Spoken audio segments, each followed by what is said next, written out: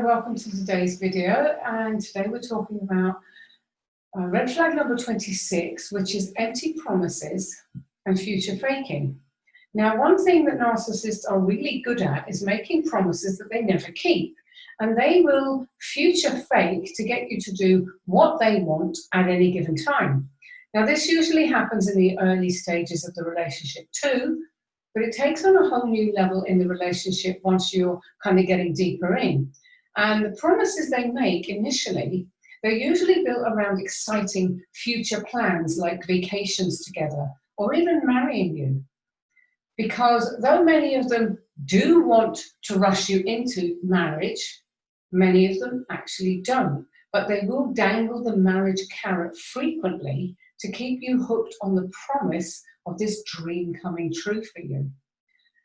Now, what will happen is they'll always have excuses for delaying the plans. Now, they might talk excitedly about the honeymoon that you'll have in the Bahamas, but then when you try to get a date out of them for the wedding, they'll just totally shut down. And you'll eventually get kind of sick of listening to yourself talking about it. You'll be like, God, I sound like a broken record.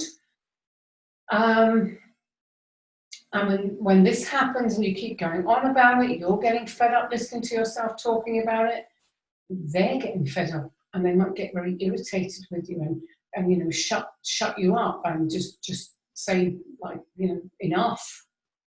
There's lots of other empty promises they'll make. They'll say things like, yeah, we'll buy a house together. Oh, sure, it would be great. We'll go to Paris for your birthday. And yes, we'll move closer to your elderly parents. No problem. I have no problem with that. And yeah, sure, we can get a dog and a cat. It'll be yes to everything that excites you. But the problem is none of it will happen.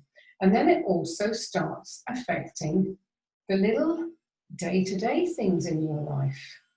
And this especially if you're living together possibly, because quite often they'll get the feet under the table and, they'll move in with you, or they may have you move in with them. Either or is possible. So these things happen a lot more because they're a lot more visible when you're living together.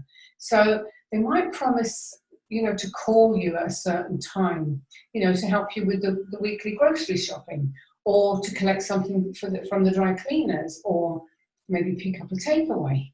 But then they'll show up empty-handed, no dry cleaning, no takeaway.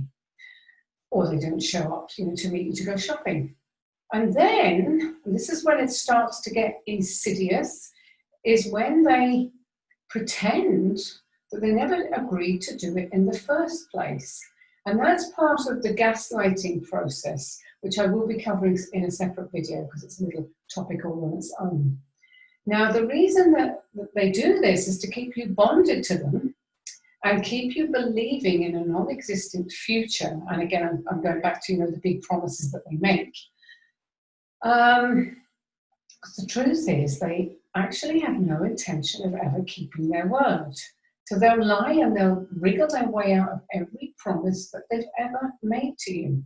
And if you get upset or call them out on it, they might just resort to love bombing again, just to settle you back into trusting that, they really do love you. And, they'll say nice things and they'll make it up to you, but they never, ever will. They'll re-promise the promise, but they won't ever deliver on it. Now, this kind of manipulation is slow burn abuse because gradually it erodes your sense of self and those feelings of not being worthy that you've been harboring, or you're starting to harbor, feelings deep inside that you just don't feel good, you don't feel comfortable, you don't feel secure in this relationship. This starts to happen and your sense of self starts to feel like it's slipping away from you. Now, what's also very bad about this kind of manipulation is it also leads to cognitive dissonance, which is another subject of the Red Flag series, and I will be covering that later on down the line. And cognitive dissonance is when you're trying to, you're struggling to reconcile you know, these lush promises that they keep making with the reality of them actually never ever doing it and never ever delivering, even on little promises. So cognitive dissonance is a very serious end result of narcissistic abuse. And as I say, I'll come back to that in a later video. So I'm just going to give you a very brief tip on a couple of things to do to kind of avoid this trap. Obviously, in my book, I go into more details on pretty much most of the flags I'm covering in the series of 50. They're just short bits from the book. So definitely recommend that you get the book, and I put some details about that at the end of this video. But coming back to how to avoid the trap, so first thing is always from the beginning, be on the lookout for a match between words and actions. Do they do what they say they will do? Now, if you're being vigilant, you'll very quickly notice there's a pattern. Narcissists are notorious for saying one thing and doing another, and they really don't give a hoot about their own contradictory behavior. Yeah, what you have to remember is that they don't live by the same moral code that you do. So you can't ever expect them to hold up their end of the bargain. They're just never going to do it. So when you notice this pattern in the beginning, make a note of it every time it happens and ask yourself, do you want to spend the rest of your life with a person who cannot keep their word to you? You know, is this what you signed up for? And I can guarantee you they will continue with this behavior and much, much worse behavior that I will be talking about later on. They will continue it as long as you allow it. Because the truth of the matter is they cannot change, but you can. You are still in the position that you can call a halt to the relationship and get yourself swiftly out the door and out of this person's life.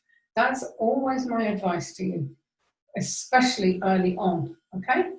So that's the end of today's red flag. I'll be back again soon with more because we're at 26 now. We've got to get all the way to 50.